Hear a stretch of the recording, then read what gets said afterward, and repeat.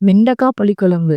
சொல்லும்போதே நாக்குல எச்சி ஊறுதுல்ல. நான் சொல்ற மாரி ஒரு டைம் செஞ்சு பாருங்க. வீடே மணக்கும். டேஸ்ட் அட்டகாசமா இருக்கும். எப்படி பண்றதுன்னு பார்த்துடலாமா?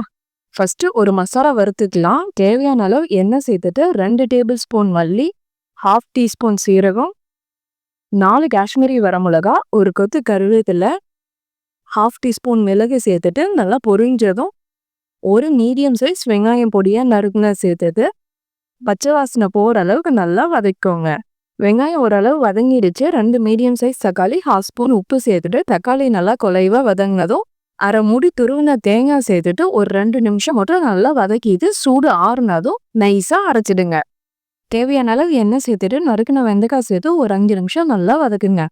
வெண்டைக்காய் வதங்கினதும் வேற பிளேட்டுக்கு மாற்றிட்டு கொஞ்சமாக எண்ணெய் சேர்த்துட்டு கடுகு வெந்தயம் பொரிஞ்சதும் ஒரு மீடியம் சைஸ் வெங்காயம், 10 பல் பூண்டு, ஒரு கொத்து கருவேப்பிலை சேர்த்துட்டு நல்லா வதக்குறேன்.